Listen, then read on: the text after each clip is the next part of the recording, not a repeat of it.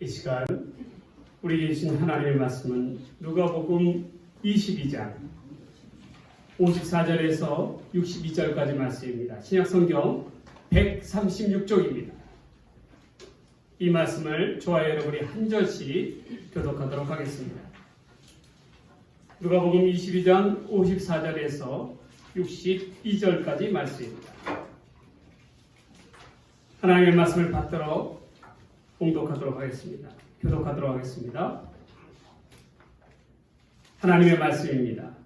예수를 잡아 끌고 대제사장의 집으로 들어갈새 베드로가 멀찍이 따라가니라. 사람들이 뜰 가운데 불을 피우고 함께 앉았는지라. 베드로도 그 가운데 앉았더니 한 여종이 베드로의 불빛을 향하여 앉은 것을 보고 주목하여 이르되 이 사람도 그와 함께 있었느니라 하니 베드로가 부인하여 이르되 이 여자여 내가 그를 알지 못하노라 하더라. 조금 후에 다른 사람이 보고 이르되 너도 그 도당이라 하거늘 베드로가 이르되 이 사람아 나는 아니로라 하더라. 한 시간쯤 있다가 또 한 사람이 장담하여 이르되 이는 갈릴리 사람이니 참으로 그와 함께 있었느니라. 베드로가 이르되 이 사람아 나는 내가 하는 말을 알지 못하노라. 아직 말하고 있을 때에 닭이 곧 울더라. 주께서 돌이켜 베드로를 보시니 베드로가 주의 말씀 곧 불을 다 불기 전에 내가 세 번 나를 부인하리라 하시니 생각나서 밖에 나가서 심히 통곡하니라. 아멘. 여러분 한 주간 동안 평안하셨습니까? 여러모로 요즘 많이 가정들마다 어려움을 겪고 있습니다. 그럴 때일수록 우리가 주님을 더욱더 의지하고 힘을 내는 그러한 여러분들 되시기를 간절히 바랍니다. 성도 여러분, 여러분들의 우리의 마음속에 마음에 눈이 있다라는 이야기를 들어본 적이 있어요? 마음의 눈입니다. 마음을 표현하는 눈입니다. 바로 우리의 눈빛입니다. 우리는 그 사람의 눈빛을 통해서 그 사람의 마음을 읽고 또 그 사람의 생각들을 표현하곤 합니다. 그래서 때로는요 100마디의 말보다도 따스한 눈빛이 오히려 힘이 될 때가 있습니다. 오히려 말하지 않고 무언의 눈빛으로 바라다보는 것은 상대에게 보다 많은 의미를 전달해 줄 수도 있습니다. 오늘 본문에 나오는 베드로를 향한 예수님의 눈빛이 그러하다라는 거예요. 베드로를 향해서 다시금 돌아보시는 우리 주님의 눈빛은 베드로에게 어떠한 의미로 다가왔을까요? 그 의미에 대해서 오늘 우리에게 주신 말씀 누가복음 22장 54절부터 62절까지의 말씀을 통해서 다시 한번 살펴보고자 합니다. 그분의 눈빛 안에서 예수님은 과연 베드로에게 어떠한 말씀을 전해주시고 싶었을까요? 첫 번째로 그분의 눈빛 안에서 우리는 자신의 무능을 보아야 합니다. 오늘 본문은 세상의 어둠 속에 붙잡히신 예수님의 모습을 그리고 있습니다. 예수님의 수제자였던 베드로는 멀찍이 군병들에게 붙잡혀서 가신 예수님의 뒤를 쫓았습니다. 그리고 대제사장의 집의 뜰 안에 머물렀습니다. 베드로가 다른 제자들과 다르게 도망치지 아니하고 멀찍이 살아남아 예수님의 뒤를 쫓아간 까닭이 뭐가 있겠습니까? 과연 수제자답게 수제자로서의 의무를 가지고 책임을 가지고 따라온 것입니까? 아니라는 거예요. 과연 붙잡히신 예수님이 끝은 어떻게 될 것인가에 대한 궁금증이 앞섰다라는 것입니다. 그래서 멀찍이라도 바라다 본 것이 어떻게 될 것인가. 이미 어둠의 세력들은 자신들이 원하는 방법대로 예수님을 처리하고자 했습니다. 짙은 어둠에 사로잡힌 밤이었습니다. 그러나 그 어둠 속에서도 빛은 그 정체를 숨길 수가 없었다는 거예요. 본문의 55절과 56절 말씀입니다. 사람들이 뜰 가운데 불을 피우고 함께 앉은지라. 베드로도 그 가운데 앉았더니 한 여종이 베드로의 불빛을 향하여 앉은 것을 보고 주목하여 이르되 이 사람도 그와 함께 있었느니라 하니, 베드로는 짙은 어둠 속에 자기의 존재를 숨기고자 했어요. 그러나 아무리 베드로가 숨기려고 한다 하더라도 진리의 불빛 앞에서는 그 존재가 드러날 수밖에 없었다는 거예요. 사람들과 함께 있었던 뜰 안에서 차가운 밤을 견디고자 불을 피웠습니다. 그런데 그 불빛을 통해서 베드로의 모습이 드러났다는 거예요. 세상 앞에서 드러났다는 거예요. 이 불빛은 베드로의 존재를 나타내고자 하시는 하나님의 섭리의 불빛이다라고 많은 신학자들이 이야기합니다. 베드로는 이러한 빛 가운데서 자기의 모습을 부인하며 예수님을 감추려고 하였습니다. 그러나 그러면 그럴수록 오히려 세상의 굴욕을 맛볼 뿐이었어요. 계속적으로 베드로를 향하여 사람들은 추궁합니다. 너도 예수를 따르는 도당이라. 베드로는 이를 부인하자 자기에게 주어진 이 위기 앞에서 한없이 작아지는 자기의 모습만을 볼 수밖에 없었다라는 거예요. 여러분, 그렇습니다. 우리도 세상 앞에서, 이 세상의 위기 앞에서 우리는 어떠한 모습으로 서 있습니까? 떳떳합니까? 당당합니까? 삶이라는 그러한 경랑 속에서 예수님을 드러내면서 우리의 정체성을 밝히고 계십니까? 우리는 예수님을 모른다라고 말하지는 않지만 그렇다고 삶 속에서 예수님을 드러내지는 못하고 있습니다. 지극히 이중적인 모습을 보이고 있다는 거예요. 자신의 필요에 따라서 시시때때로 그 피부색을 바꾸는 카멜레온과도 같이 지극히 세상 가운데서 베드로와 같이 이중적인 모습으로 살아가고 있지 않느냐라는 그러한 이야기입니다. 계속적으로 영적인 정체성을 숨기고자 한다면 우리는 베드로처럼 세상 사람들의 추궁 앞에서 초라해질 뿐입니다. 예전에 베드로의 모습은 어땠어요? 누구보다도 혈기왕성했고 당당했습니다. 쉽게 얘기해서 거칠 것이 없는 사람이었어요. 예수님이라고 한다 그러면 가장 앞장섰던 사람이 누굽니까? 바로 이 수제자 베드로였습니다. 불과 몇 시간 전만 해도, 예수님이 잡히시기 몇 시간 전만 해도 등등하게 칼을 휘두르면서 사람을 다치게 했던 사람이 바로 이 베드로였습니다. 그러한 베드로가 이제는 사람들의 위협과 두려움 앞에서 자기를 꽁꽁 숨기고 있는 거예요. 나는 예수를 모른다고 하며 그 이름을 저주하고 맹세하고 있습니다.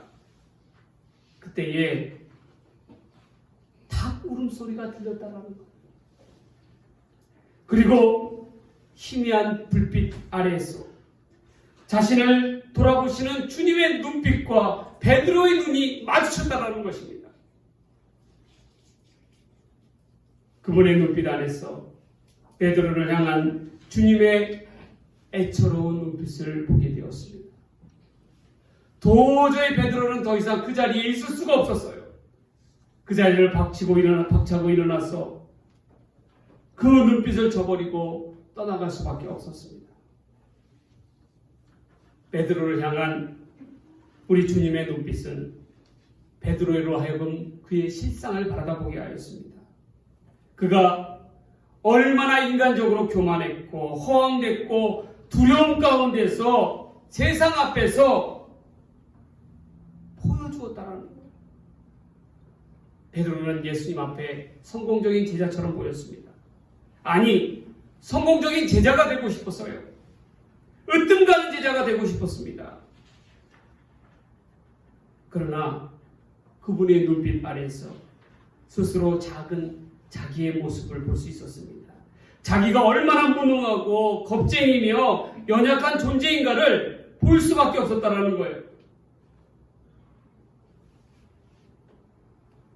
철저하게 실패한 인생의 모습이었습니다. 세상의 위협 앞에 무너진 자기의 모습에 얼마나 한심해 있겠습니까? 슬프다 못해서 주님의 제자임을 밝히지 못하고 자식이답게 베드로답게 살지 못하는 자기의 정체성에 대해서 얼마나 탄식이 있겠어요. 그저 주님을 생각하면, 주님께서 나를 바라다보는 그 눈빛을 바라다보면 그저 한없이 눈물이 나고 통곡할 뿐입니다. 여러분, 우리는 기억해야 됩니다. 베드로처럼 그분의 눈빛은 우리 스스로를 바라다보게 됩니다. 그리고 우리 스스로를 되돌아보며 성찰하게 합니다. 우리가 얼마나 주 앞에서 연약한 존재인지, 얼마나 부족한 존재인지를 깨닫게 하신다는 거예요. 그분의 눈빛 안에서 베드로처럼 통곡하시기 바랍니다. 울 때는 실컷 울어야 합니다. 이는 부끄러움이 아니에요. 울어야 사는 것이에요. 울어야 회복되고 울어야 치유가 되는 것입니다. 마음의 그 아픈 상처가 치유가 되는 것이에요. 울 때에 베드로처럼 주님 앞에 설 수 있는 기회가 생기는 것입니다. 울어야 주님께서 새로운 길을 그 삶 속에 열어주시는 거예요. 고통이 다가왔을 때, 어려운 가운데 놓였다 여겨졌을 때, 여러분, 주님 앞에 눈물을 아끼지 마십시오. 베드로처럼 통곡하세요. 그러면 주님은 상한 심령 위에 찾아와 주셔서 그 마음을 위로해 주시는 분이 바로 우리 주님이시라는 것입니다. 그분의 눈빛 아래서 자기의 부족함을 인정하세요. 자기의 어리석은 죄를 인정하세요.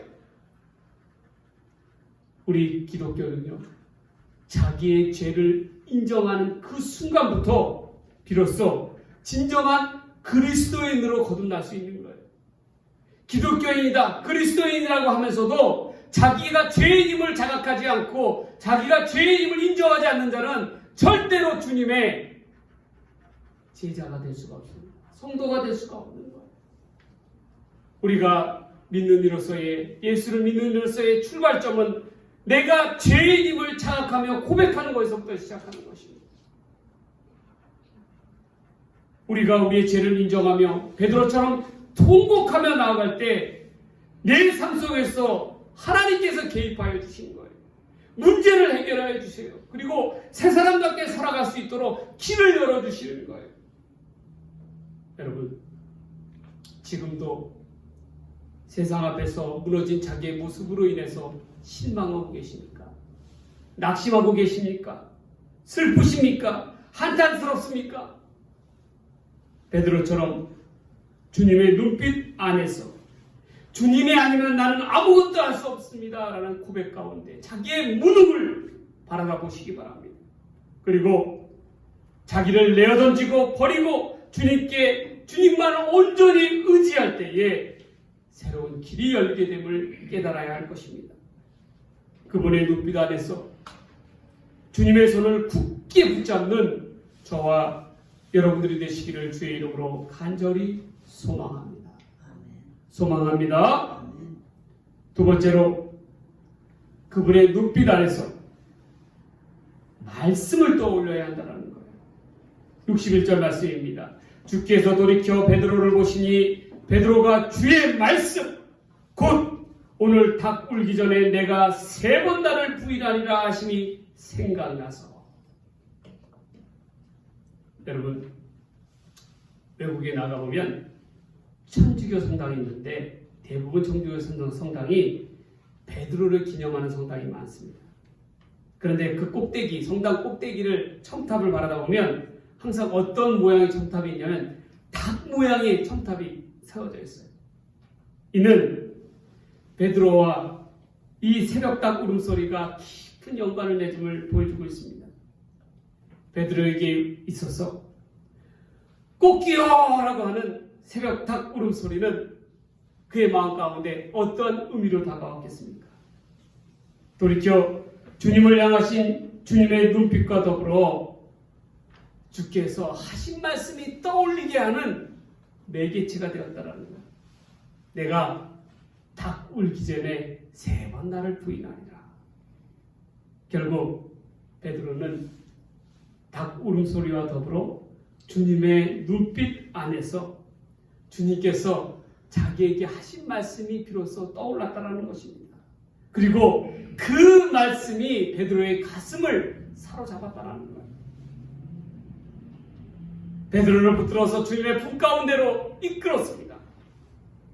여러분, 그렇습니다. 절망 속에 놓여있던 베드로를 다시금 일으켜 세운 것은 바로 주님의 말씀이었다는 것입니다. 주의 말씀이 베드로를 살렸습니다. 지난주에 말씀드렸던 것처럼 한때 예수님의 제자였던 가룟 유다는 예수님을 팔아넘긴 큰 죄를 저질렀습니다. 그러나 가룟 유다는 이해 못지않게 예수님을 팔아넘긴 것 이외에도 더 큰 잘못이 있었다는 거예요. 그게 뭐냐면 베드로는요, 가룟 유다는요, 자기의 생각 속에, 관념 속에 사로잡힌 사람이었다는 것입니다. 모든 것을 자기 마음대로 결정했어요. 예수님을 팔아넘겨서 자기 잘못을 인정하고 죄책감 가운데 사로잡혔지만 그는 주님의 말씀 앞에 서지 않았어요. 어떻게 했습니까? 오로지 자기의 잘못된 생각에 붙들려서 그 생각 앞에 무너져 버렸다는 거예요. 그리고 어리석은 선택을 하고 극단적인 선택을 하였다는 것입니다. 그런데 여러분, 본문의 베드로를 보세요. 베드로도 가룟 유다와 마찬가지로 예수님을 배신한 큰 죄에 사로잡혔습니다. 베드로에게 밀물듯이 큰 죄책감이 몰려왔어요. 그러나 베드로에게는 주님의 말씀이 있었습니다. 베드로가 주님의 말씀을 기억하고 붙들었던 까닭에 가룟 유다처럼 돌이키지 못하는 잘못된 선택을 하지 아니하고 눈물로써 통곡으로써 돌이킬 수 있었다는 것입니다. 여러분, 우리가 왜 주의 말씀 가운데 살아가야 되냐 하는 까닭이 여기에 있는 거예요. 주님의 말씀은 힘이 있습니다. 주님의 말씀이 내 안에 있을 때에 그 말씀이 나의 삶 속에, 세상 속의 위기 앞에서, 고난 앞에서 이겨낼 수 있는 버팀목이 되어주시는 거예요. 고통과 절망 중에 몸부리치는 영혼에게 주의 말씀은 새 생명을 허락하여 주십니다. 여러분, 내가 실패했을 때, 세상 가운데서 실패했다라고 여겨졌을 때에, 지금은 고난의 때다라고 여겨졌을 때에 우리는 반드시 해야 될 것이 있어요. 지금은 주님의 말씀을 받아볼 때다 라는 것을 깨달아야 하는 것입니다. 하나님의 말씀을 힘있게 붙드십시오. 그분의 눈빛 안에 머물면 살 길이 열리고 주의 말씀이 떠오른다는 거예요.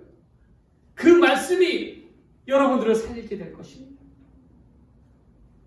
예전에 제가 한번 말씀을 드린 바 있습니다.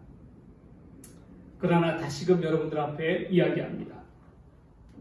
저에게 있어서 2007년도는 가장 힘든 해였습니다. 그해 여름에 저는 아산병원에서 심장 수술을 받았습니다. 큰 수술을 받고 가장 고통스러웠다 했던 시간이 언제인지 아십니까? 바로 마취에서 깨어나서 온전히 정신이 돌아올 때입니다. 그때에 얼마나 큰 고통이 육신을 통하여 몰려오는지 감당할 수가 없었어요. 눈이 떠졌습니다. 중환자실이 눈앞에서 펼쳐집니다. 큰 고통과 더불어 두려움이 몰려옵니다. 아, 사람이 이렇게 해서 죽는구나 싶은 생각이 드는 거예요. 제가 목사입니다. 그러나 죽음의 공포 앞에 서니까 목사고 뭐고 아무런 의미가 없어요. 아무런 의미가 없어요. 너무도 무서웠습니다. 너무도 떨려왔습니다. 두려웠습니다. 그때에 내 안에 성령께서 말씀하셨습니다. 주의 말씀을 되새기라는 거예요. 되새긴다는 건 무슨 말이에요? 입술을 열어서 주의 말씀을 내뱉으라는 거예요. 고백하라는 거예요. 내 안에 있는 모든 주의 말씀을 끄집어내라는 것입니다. 저는 그 즉시 내 안에 있는 하나님의 말씀을 미친 사람, 미친 듯이 외우기 시작했습니다. 외우고 또 외우고 뱉고 또 뱉었습니다. 그제서야 불안한 저의 마음, 두려운 저의 마음이 어찌할 바를 몰랐던 폭풍우 가운데서 어찌할 바를 몰랐던 저의 마음 가운데 고요함이 찾아왔다. 마치 폭풍 속에서 갈릴리 호수 안에 잔잔함이 저의 마음 가운데 밀물같이 몰려왔다는 것입니다. 주님께서 내가 너와 함께하고 있다는 것을 확신을 주시는 거예요. 나를 강하게 붙들어 주시는 주님을 깨달을 수가 있는 거예요. 여러분, 그렇습니다. 하나님의 말씀은 이렇게 힘이 있습니다. 우리가 이 험한 세상을 무슨 힘을 가지고 살아가겠어요? 내 능력 갖고 살아가겠어요? 절대로 그렇게 할 수 없습니다. 이 모진 고난과 고통 가운데서 이를 어떻게 감당해낼 수 있겠어요? 그분의 눈빛 아래서 주시는 주의 말씀을 되새기시기 바랍니다. 그리고 그 말씀을 베드로처럼 힘껏 붙드시기 바랍니다. 그러면 주의 말씀이 여러분들을 살릴 거예요. 주의 말씀이 여러분들의 삶을 붙들어 줄 줄 믿습니다. 절망 가운데 죽어가는 영혼이 베드로를 살린 것은 바로 주님의 말씀이었습니다. 여러분, 본문의 베드로를 보십시오. 그분의 눈빛 아래서 말로 형용할 수 없는 주님의 말씀이 담겨져 있었습니다. 그리고 그 말씀을 떠올리게 하였습니다. 우리도 이 험한 세상 가운데서 그분의 눈빛 안에서 주의 말씀을 힘있게 붙드는 저와 여러분의 삶이 되기를 주의 이름으로 간절히 소망합니다. 소망합니다. 마지막 세 번째로 그분의 눈빛 아래서 우리는 변함없는 사랑을 깨달아야 합니다. 베드로가 사람들 앞에서 나는 내가 하는 말을 알지 못한다라고 하면서 세 번째로 부인을 합니다. 이에 대해서 동일한 내용이 담겨져 있는 마태복음 26장에는 베드로가 사람들 앞에 저주하며 맹세하였다라고 표현하고 있습니다. 새벽닭이 울었고 곧 그 부인과 더불어 새벽닭이 울었고 고개를 돌려서 주님께서 희미한 불빛 아래에서 베드로를 바라다보십니다. 이 베드로를 바라다보는 주님의 눈빛은 어떠했을까요? 자기를 부인하고 배신하는 베드로를 향한 원망과 실망의 눈빛이었겠습니까? 아니면 내가 너 그럴 줄 알았다. 내가 예전에 말하지 않았니? 라고 베드로를 탓하는 그러한 눈빛이었겠습니까? 차라리 그러한 눈빛이었다면 베드로가 양심의 가책을 느끼고 밖으로 뛰어나가지 않았을 것입니다. 그러나 베드로를 바라다보는 예수님의 눈빛은 사람들의 위협에 자신을 부인하고 흔들리는 그 사랑하는 제자를 향한 안타까움이 담긴 애처로운 눈빛이었다는 것입니다. 사람들 앞에 이리 휘둘리고 저리 휘둘려서 결국 넘어져 무너져 버리는 베드로를 향한 안타까움이 담긴 눈빛이었다는 것. 이는 제자를 향한 끝없는 사랑의 마음입니다. 예수님의 그 측은한 눈빛을 통해서 예수님은 베드로에게 말씀하고 계시는 거예요. 비록 나를 버릴지라도 나는 결코 너를 놓지 않을 것이야. 나는 너를 끝까지 사랑한다. 어떠한 경우에 있어서도 너를 사랑한다라고 예수님께서는 전해주고 계시는 거예요. 무엇을 통해서? 눈빛을 통해서. 베드로는 이제서야 예수님의 눈빛의 의미를 깨달았습니다. 그리고 여태껏 지내오면서 예수님께서 말씀하신 그 말씀의 의미를 깨닫게 된 것이에요. 자신을 향한, 아니 이 세상을 향한 주님의 변함없는 사랑과 희생의 의미를 알게 된 것입니다. 예수님께서 군병들에게 붙잡히시기 전까지 베드로는 도통 예수님의 말씀을 이해할 수 없었어요. 주님의 말씀하시는 고난과 희생과 십자가의 길을 몰랐습니다. 그저 다른 이들과 마찬가지로 베드로 또한 세상적인 눈을 가지고 이 땅의 새로운 나라의 왕이 되실 예수님을 열심히 쫓았어요. 왜? 한 자리만을 바라다보고. 그러나 그게 아니었습니다. 허무하게 붙잡히신 예수님이 온갖 모욕과 멸시를 당한 이후에 그 어둠의 불빛 가운데서 자기를 바라보시는 예수님의 눈빛을 보면서 베드로는 비로소 깨닫게 된 것입니다. 예수님은 끝없이 이 세상을 변함없는 사랑으로 이끄신다는 것을 알게 된 거예요. 베드로의 통곡의 눈물이 이를 말해주고 있습니다. 여러분, 우리 또한 세상을 살아가면서 믿음 생활을 하면서 도저히 우리 생각으로 이해되지 않을 때가 있습니다. 깨닫지 못할 때가 있어요. 그럴 때일수록 여러분 우리가 무엇을 기억해야 됩니까? 바로 그 기준점을, 이해의 기준점을 예수님의 사랑에 맞추면, 변함없는 예수님의 사랑에 맞추면 이해되지 않는 것이 해석된다는 것입니다. 아, 예수님은 이러한 의미 가운데서 우리 가운데 주셨구나. 말씀을 주셨구나. 섬김을 주셨구나. 희생을 주셨구나. 깨닫게 된다는 거예요. 예수님은 우리에게 값없이 받을 수 없는 구원을 주시기 위해서 값비싼 대가를 치르고 하나님 앞에 순종의 길을 택하셨습니다. 그분의 눈빛 아래서 베드로는 비로소 깨닫게 된 것이에요. 그분의 사랑을 이해하며 받아들이게 된 것입니다. 그 두 번 사이에 흐르는 통곡의 눈물이, 그 눈물이 그 의미를 전해주고 있습니다. 사랑하는 우리 다산교회 성도 여러분, 오늘 이 시간에도 여러분들을 향하여 안타깝게 바라다보시는 주님의 눈빛을 피하지 마시기 바랍니다. 외면하지 마시기 바랍니다. 나를 향한 변함없는 주님의 사랑을 깨닫고 힘껏 붙드시기 바랍니다. 베드로처럼 눈물로써 주님 앞에 바로 서십시오. 주께서 힘있게 여러분들의 삶을 붙잡아 주실 줄 믿습니다. 이제 말씀을 정리합니다. 우리는 그분의 시선을 자꾸 멀어지려 하려 합니다. 그러나 그분의 시선 안에서 반드시 머물러야 합니다.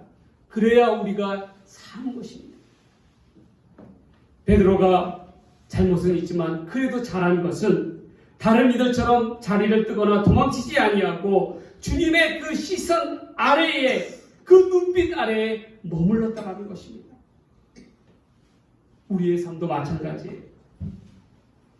예수님의 눈빛 안에 살 길이 있음을 깨닫고 늘 주님의 품 안에 거하는 저와 여러분의 삶이 되기를 주의 이름으로 간절히 축원합니다. 축원드립니다. 그분의 눈빛 안에서 자신의 무능을 보십시오. 그분의 눈빛 안에서 말씀을 떠올리십시오. 그분의 눈빛 안에서 변함없는 사랑을 깨달으시기를 바랍니다. 기도하겠습니다. 사랑의 하나님 아버지, 우리 주님의 눈빛 안에서 우리 스스로의 모습을 보게 하여 주시옵소서. 우리의 무능을 깨닫고 우리 주님만을 의지하는 복된 삶 되게 하여 주시옵소서. 그분의 눈빛 안에서 주께서 우리에게 주시는 생명의 말씀을 떠올리게 하여 주시옵소서. 말씀 가운데 붙들려 살아가게 하여 주시옵소서. 그분의 눈빛 안에 주께서 우리를 향하신 변함없는 사랑을 깨닫고 그 사랑에 힘입어 나아가게 하여 주시옵소서. 이 모든 말씀 우리를 사랑하시는 예수님의 이름으로 간절히 기도드리옵나이다. 아멘.